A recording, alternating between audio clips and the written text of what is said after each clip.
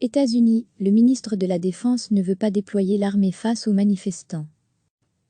En désaccord apparent avec Donald Trump, le secrétaire américain à la Défense s'est dit mercredi opposé à l'idée de déployer l'armée dans les grandes villes des États-Unis pour juguler le vaste mouvement de protestation qui s'exprime contre le racisme et les brutalités policières. Ces déclarations de Mark Esper, le chef du Pentagone, sont intervenues alors que le pays se préparait à une nouvelle journée de contestation, après une semaine de manifestations pacifiques, mais aussi de troubles, notamment nocturnes, les foules continuant à braver les couvre-feux. La nuit de mardi à mercredi a toutefois été plus calme, avec seulement des actes de pillage localisés succédant à une journée de grandes marches pacifiques. Lundi, alors que la situation dégénérait en émeute dans de nombreuses villes, le président Trump avait menacé de déployer les troupes pour régler rapidement le problème, des propos immédiatement dénoncés par l'opposition qui y avait vu une dérive autocratique. Je ne suis pas favorable à décréter l'état d'insurrection, qui permettrait aux milliardaires républicains de déployer des soldats d'actifs face à des citoyens américains, et non des réservistes de la garde nationale, comme c'est actuellement le cas, a déclaré M. Esper mercredi.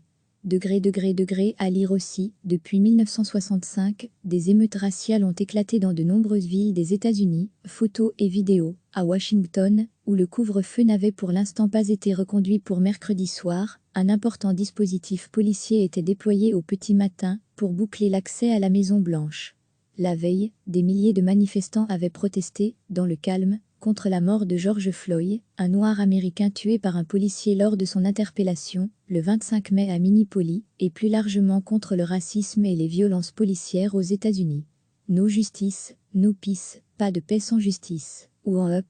don chou, main en l'air, ne tirez pas, scandaient les manifestants, plutôt jeunes et toute origine confondue. Beaucoup d'entre eux sont restés après le couvre-feu, alors que la situation était beaucoup plus calme que les 2 derniers jours, notamment lundi soir, quand les abords de la Maison-Blanche ont été évacués manu militari pour permettre à Donald Trump de sortir dans la rue et poser avec un exemplaire de la Bible devant la petite église, qui fait face au centre du pouvoir exécutif américain. Le président a semblé vouloir faire acte de bravoure après les informations de presse selon lesquelles il avait été hâtivement mis à l'abri vendredi soir par le Secret Service, dans un bunker sécurisé lors d'une manifestation devant sa résidence officielle. C'était une fausse information, a-t-il assuré mercredi matin, expliquant avoir en effet été escorté dans le bunker, mais au cours de la journée, donc avant les manifestations, pour des inspections.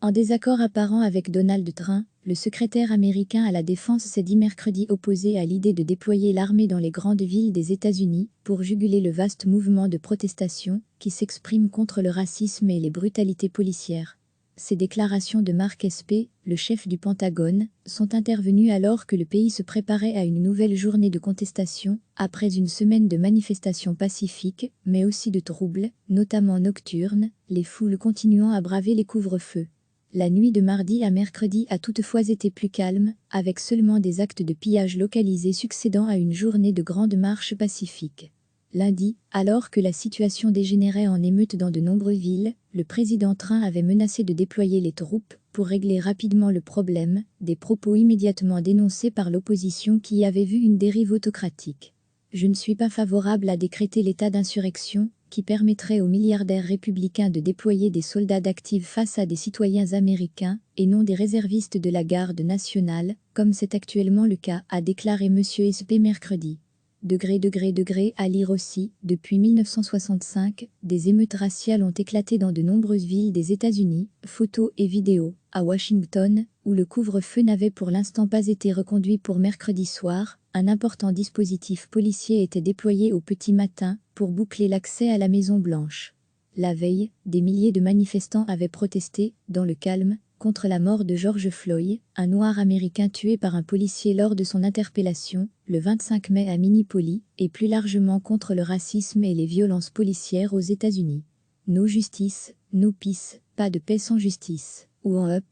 don chou, main en l'air, ne tirez pas, scandaient les manifestants, plutôt jeunes et toute origine confondue. Beaucoup d'entre eux sont restés après le couvre-feu, alors que la situation était beaucoup plus calme que les 2 derniers jours, notamment lundi soir, quand les abords de la Maison-Blanche ont été évacués manu militari pour permettre à Donald Trump de sortir dans la rue et poser avec un exemplaire de la Bible devant la petite église, qui fait face au centre du pouvoir exécutif américain. le président a semblé vouloir faire acte de bravoure après les informations de presse selon lesquelles il avait été hâtivement mis à l'abri vendredi soir par le Secret Service, dans un bunker sécurisé lors d'une manifestation devant sa résidence officielle. C'était une fausse information, a-t-il assuré mercredi matin, expliquant avoir en effet été escorté dans le bunker, mais au cours de la journée, donc avant les manifestations, pour des inspections. Cliquez sur s'abonner pour recevoir les dernières nouvelles.